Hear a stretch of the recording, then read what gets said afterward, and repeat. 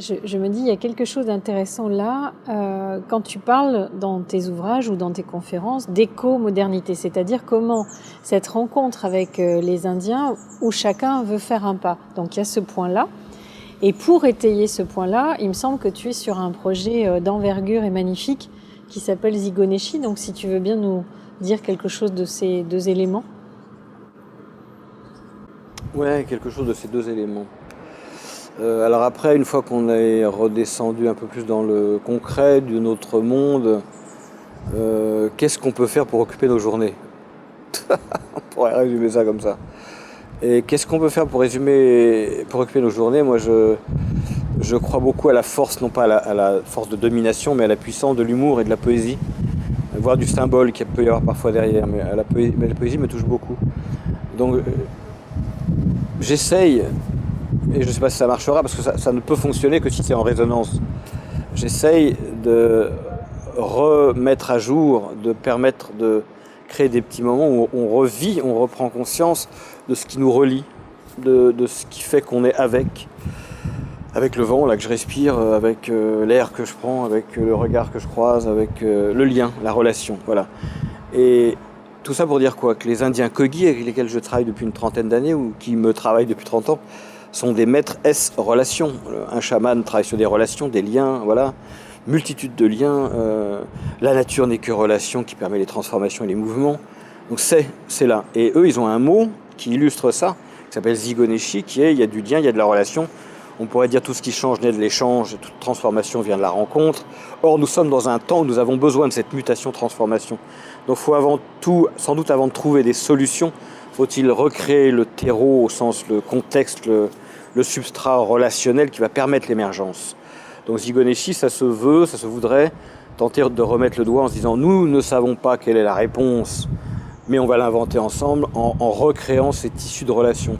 Concrètement, c'est quoi? C'est un petit bateau blanc qui va partir des côtes bretonnes et qui va aller vers les côtes colombiennes, donc qui retourne vers l'Amérique du Sud, et non pas l'Amérique latine, je dis bien l'Amérique du Sud, et sur sa grand voile marquer l'autre voyage. Et l'autre voyage, c'est de se dire le premier voyage en 1502 pour cette partie du continent sud-américain, il n'était pas top. C'est la conquête, c'est le mépris, c'est la destruction, c'est la barbarie, c'est l'incompréhension, c'est tout ce qu'on veut. C'est même la trahison, parce que les Indiens à l'époque les ont accueillis dans la paix et la bienveillance. On a des documents qui prouvent ça, et nous on a bafoué ça. Et depuis plus de 5 siècles, finalement la mondialisation n'est que des multiples avatars de cette, pour moi, non-rencontre. Parce que c'est une non-rencontre avec l'autre, mais c'est aussi une non-rencontre avec ce qu'il portait de lien au vivant, etc. 5 siècles après, on se dit, bon allez, merde, on a mis 5 siècles, on a été un peu lent pour comprendre, on reprend, on réinitialise, on revient vous voir pour ce qu'il en reste. Un, par respect, ok, vous avez droit, vous n'êtes pas des Indiens sous-développés, vous êtes des humains différents. Et deux, parce que je pense qu'on a besoin d'eux, puisque c'est une mémoire qui porte ce lien, qui porte cette relation, qui porte ce savoir-être avec. Ils ne sont pas parfaits, ils ont leurs problèmes comme tout le monde, mais ils ont cette mémoire de comment on pourrait faire et comment la nourrir. Donc là, c'est le deuxième objectif, c'est de dire, effet miroir, inspirationnel. Hein. Du coup, comment inventer quelque chose qui associe notre modernité avec certains de ses avantages, parce qu'il ne faut pas non plus cracher dessus, puis on ne va pas mettre la table rase, c'est pas ça, et leur écologie, mais pas au sens mental, au sens quotidien, au sens vécu, au sens pratique, au sens concept. Voilà. Et ça pourrait donner une éco-modernité, c'est-à-dire une modernité qui se réconcilierait avec l'écologie, mais pas l'écologie militante, l'écologie qui fait qu'on est des êtres vivants. Et la difficulté, c'est qu'il n'y a pas d'autre voie. Donc, moi j'appelle ça l'effet sablier. Il faut retourner, vous savez, un sablier, pof, comme ça, il faut le retourner. Là, on a mis les pulsions, les machines, la compétition, l'humain quand on y pense et le vivant. On retourne, on met le vivant, l'humain, la coopération, ouais, des machines au service ou des éléments de développement de la monété au service. Et puis les pulsions apprivoisées.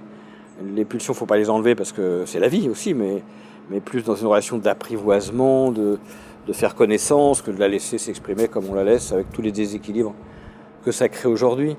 Donc un petit bateau blanc, une envie de se parler et une envie de co-construire ensemble quelque chose pour demain. C'est-à-dire un chemin pour tenter d'aller vers cette éco-modernité. Et là où je trouve ça assez fascinant pour moi, c'est que cette idée, elle n'est pas venue de moi, elle est venue de ces gens qui ont déjà 5 siècles de barbarie et de colonisation et qui nous ont dit si on veut continuer l'histoire ensemble, il faudrait qu'on se parle. Nous voulons bien ouvrir cet espace de dialogue. Donc après 5 siècles de domination, ils ont encore ça à nous offrir. Et ils le disent en plus avec une formule que je trouve magnifique, qui rejoint un peu le Petit Prince. Il faudrait que nous sachions, eux et nous, revenir à l'esprit d'enfant, c'est-à-dire qui laisse tomber un peu ses certitudes et ses croyances pour reconstruire quelque chose. C'est l'étonnement et l'émerveillement de l'enfant. Ah oui, finalement ce serait possible. Voilà. C'est à ça qu'il nous invite. Alors maintenant, est-ce qu'on aura les oreilles assez grandes ou assez, je sais pas, débouchées pour les entendre? Je sais pas, et on verra bien. Donc avec ce que tu dis, ça répond vraiment à cette question de cette rubrique. C'est effectivement, il n'y a pas un plan sur la comète à 150 ans pour savoir à quoi on va ressembler, mais comment chacun va pouvoir y aller. Et donc ce que j'entends, c'est que ce qui est essentiel et que t'ont appris les Indiens Kogi, c'est le tissage, puisque c'est cher à ton cœur de le mentionner, parce que c'est cher au leur de le réaliser dans tous les sens, c'est-à-dire ce tissage avec le vivant, ce tissage avec l'autre, et faire que ce terreau humain repose en lien avec le terreau de la vie et du vivant, qu'on retrouve et qu'on reprenne conscience de notre interdépendance au vivant, qu'on ait cette humilité de reconnaître qu'on est qu'un petit morceau, et que nous puissions décider de nous reconnecter avec des personnes qui ont des clés de durabilité, eux, puisque ça fait 4000 ans qu'ils existent, donc ils ont sans doute des choses à nous enseigner, nous, qui ont la manie de nous effondrer en tant que civilisation. Et donc, c'est tendre la main et faire avec, ça va tisser un tiers, quelque chose d'autre. Et comme tu disais, en plus, la X leçon d'humilité, c'est que ce sont eux qu'on a maltraités qui retendent encore la main. Donc, comme clé, comme leçon d'humilité, de paix, d'ouverture du cœur. C'est absolument extraordinaire. Effectivement, c'était difficile de ne pas y répondre.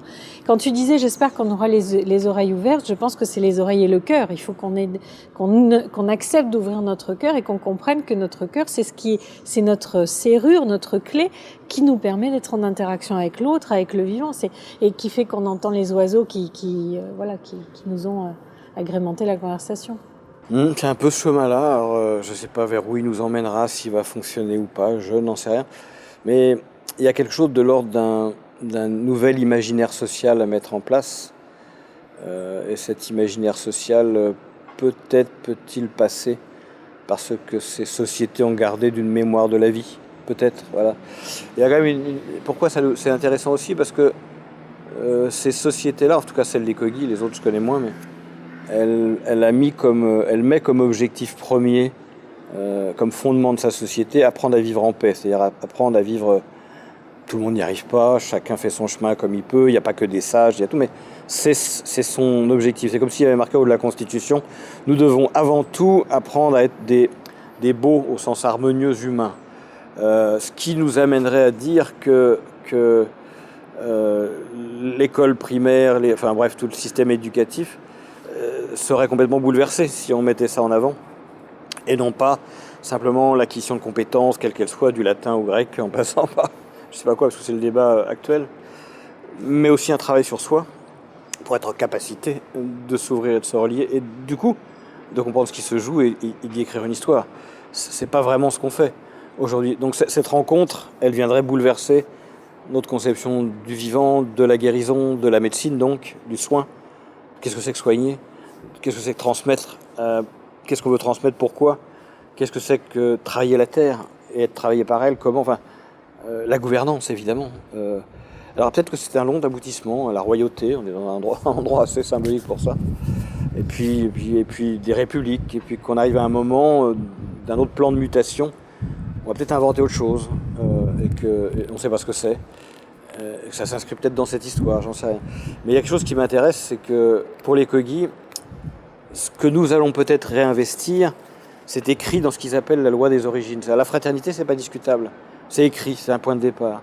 Alors que nous, la fraternité, il a fallu l'atteindre avec des heures de lutte, des mois, des années de lutte dans le sang et dans la guerre, pour le mettre sur des frontons d'école et de mairie, et pour pas le respecter. Pour la vivre. Pour même pas... Ah oui, il y a marqué quoi déjà? Comment ça s'écrit? Ah oui, d'accord, liberté, oui, fraternité. On pourrait se demander, une commune fraternelle, ce serait quoi? Ça marcherait comment? Si vraiment on se prenait au pied de la lettre de ces valeurs. Donc d'un côté, c'est évident, c'est inscrit dans la loi des origines, donc de la vie. Et de l'autre côté, c'est comme si c'était un combat pour le remettre à l'ordre du jour ou comme quelque chose de réel et de vivant. Voilà, j'ai qu'un geste pour dire, on dit souvent qu'un papa et une maman créent autre chose. Et ben là, il y a peut-être un papa et une maman qui ont quelque chose d'autre à créer.